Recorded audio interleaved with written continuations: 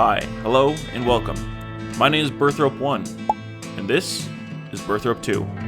We're a group chunk account giving a slight twist to the standard rules with our starting region will be, you guessed it, Falador!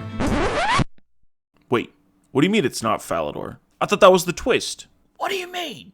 Burthorpe 1 and Burthorpe 2, and you think Falador? What is wrong with you? No, you're right. I didn't want to assume. I mean, you seem Butt Sniffer 73 walking around, and who's the judge based on names? But I got it. Burthorpe. Nailed it. First try. Anyways, this is our adventure, starting here. Standard rules for Chunk apply, but tweaked to the advantage of having friends. I'll give a quick rundown of the rules with the adjustments at the end, while you sit back and watch some exciting B-roll of what's in store. Look at all this glorious content that you're so excited to watch. Isn't it riveting? 1. Must achieve highest skilling requirement to process a material. So, if we get a mithril bar and smithing skill unlocked, we only have to be able to make a mithril dagger, not a mithril plate body. 2. Must achieve highest skilling requirement for materials gathered. Falling stars not included. It's a personal preference, as they are across all of Gielinor. Pretty easy. If you only have an axe and a magic tree, and one normal tree, sucks. We'll see you in 3 years when we can chop it. Must achieve highest BIS gear in the chunks available. Simple and easy. Now, here's where things get a bit more complicated. Since we are grouped, things are both going to be easier and harder. We will both be rolling separately. However, we can only enter chunks we have unlocked on our own accounts. So let's say Burthorpe 1, or B1 for short, unlocked a chunk that has access to a pickaxe but no ore, and yet B2 has ore but no pickaxe. B2 is now required to mine, as they have access to a tool they didn't previously have. This same rule is used for gear, so right now it's easy. We're working towards the same items and can collectively kill the same monsters to gain items faster. But later on, we might be on our own, so we'll need to get twice the amount of gear to be able to give our friend before rolling.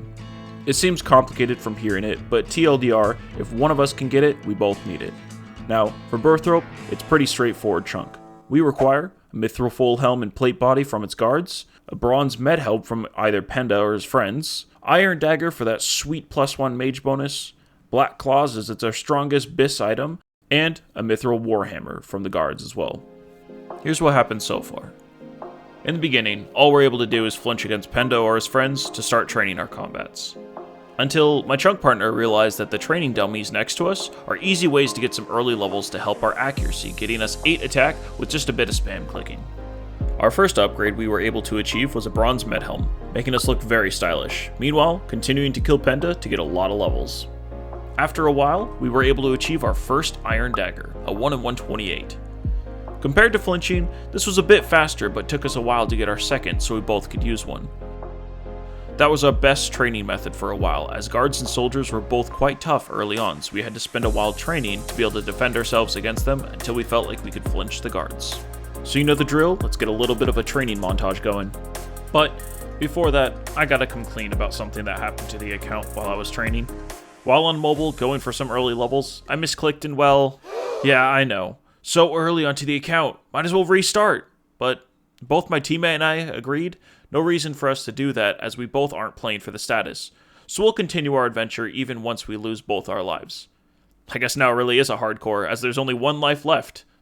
And with that, back to the montage.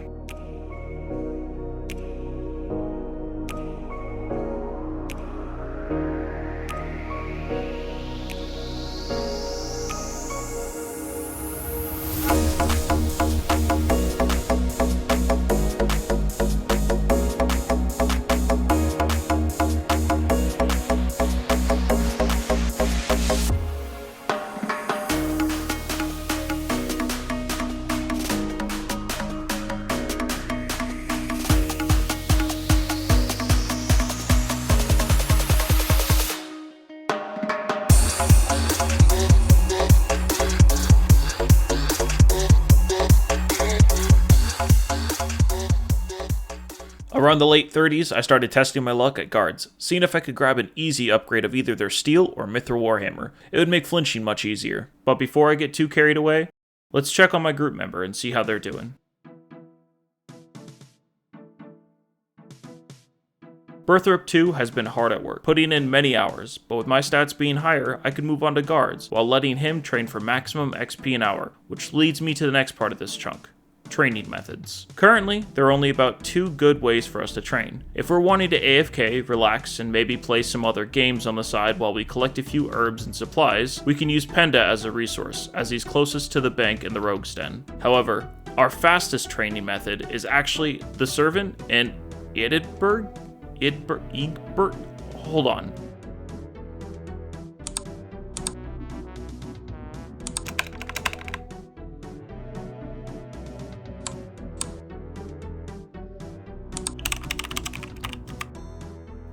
Okay, so what is it? Edberg. Huh. Okay. So, Edberg, I guess. I'm just gonna call this method Servants for the future. Anyways, killing those 2 gives the fastest XP an hour we can get. However, it came at the cost of no loot, as they only dropped bones. But when we're looking to active play instead of just AFK training, it's our fastest way to try and grind up our stats. It's still not that good, as it caps around 8 to 10k an hour, as we're capped by their respawn time. So, keep that in mind. Even if there isn't all that much footage of B2 right now, they're training in the background whenever they can. There just isn't much to do in the chunk besides flinching and training. Which, speaking of, guards were a bit different than just fighting an all-out brawl, as they do still hurt with their max being a 5 and our defenses being so low that we had to be a bit careful. Luckily, there was some fun tech that my partner and I discovered with them. Because our weapons were a 4-tick cycle and the guards were 6, we were able to get 3 hits in, while they could only get 1. Even with this method, the guards were still not that fast to kill, as we only had an iron dagger at this point, so patience was our only option. Though, it didn't take too long to see the first weapon upgrade, the steel warhammer. I decided to test them out on soldiers, which made flinching them that much easier, as we were finally able to land some hits compared to trying to poke them to death with an iron dagger. I tested out our new weapon against the soldiers, and wow, that made a huge difference. Although, the steel warhammer alone wasn't enough to stay at the soldiers, because knowing that the mithril warhammer was only a 1 in 32 drop rate, it could be just around the corner. I moved back and forth between the guards and soldiers for a while. While flinching the soldiers, I spent so long waiting in between each hit that it gave time for my health to regen to full, and once that happened, I knew we could confidently kill the guards with the previous method. Once we got the steel warhammer, we tried to min-max the DPS as much as possible, so on our last hit, we throw in 1 warhammer hit, as it was slightly more accurate than the iron dagger, but being as it was our last of 3 hits, we weren't punished by its slow attack speed. Killing guards was slow, even with our 3-to-1 method using the steel warhammer finisher. But, just going slightly over the drop rate, we were able to get our first best in slot equipment from the guards, the mithril warhammer, making an incredible difference in both accuracy and strength. The mithril warhammer has an extra +7 accuracy and +11 strength bonus, giving us a +1 max hit right away. I was eager to continue killing guards with this newfound strength more than ever. Excited to try out our best in slot flinching weapon at soldiers. And again, I felt the strength compared to the steel variant. Because with accounts like these, small upgrades felt massive. Going from +18 to +25 crush accuracy just felt so nice. The kills at this point were starting to pile up as we were to continue to go back and forth between guards and soldiers. And, on one of the trips to the soldiers, seeing our first drop, the Black Claws, and with the first pair dropping at 145 KC, going slightly over rate, but we knew we were just that much closer to completing the chunk. Switching out our Iron Dagger for the new Black Claws for our 3-to-1 tech method against the guards smoothed things out even more. The claws had much higher accuracy on stab, even while they may look a little bit funny to poke things to death with 5 fingers at a time.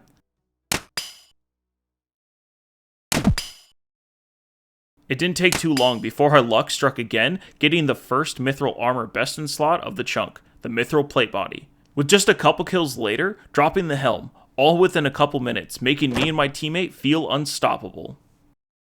With one of us being fully geared out, it was just a matter of time, and with a bit of luck, before our team member would be there too. At this point, 3 items remain before we can roll, with the bronze med helm and the iron daggers being the first bits to be crossed off the list, then followed shortly by the mithril warhammers. Later, getting 1 set of mithril armor done, and 1 pair of black claws complete.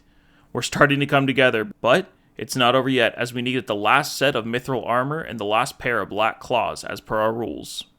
With these newfound defenses, I thought I'd test my luck again at the soldiers, but this time going toe-to-toe with them, which was a lot easier said than done, as they still hurt even with our new mithril armor we just got. After spending much of the day testing our new armor, hoping to get lucky, we ended the day with no second pair of claws. So, after a long day of grinding, I figured I should go lay down and go to bed. But a long day of grinding has never stopped me before, so I got a second pair of black claws a few minutes after laying down and logging into mobile, messaging my teammate, with both of us so thrilled that the worst of it is done.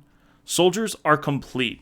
Now all that's needed is for us to go back to the guards and get these last two items, our second pair of mithril plate bodies and helm. With the new rush of adrenaline and getting the second pair of black claws and being able to taste the dopamine of rolling a new chunk, I hurried over to the guards once more to try my luck and keep the ball rolling. To my surprise, it actually worked, with us getting our second set of mithril full helm needed, with just one piece to go and we can move on.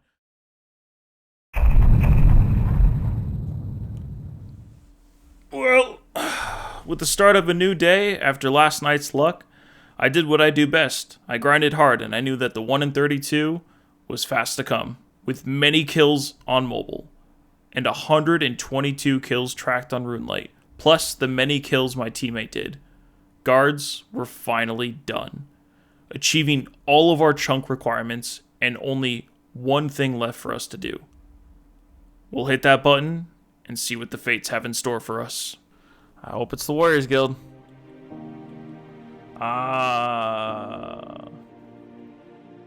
Thank you so much for watching the video. Hope you enjoyed it. Let me know down in the comments if you have any questions about the Chunk account or rules. This video was mostly used as a recap, as the decision to make a series out of it came shortly after starting the account. I'm hoping we'll get more live footage and reaction as the series continues. Thank you again for watching the video. I hope you all look forward to the next episode, where things are sure to be unexpected.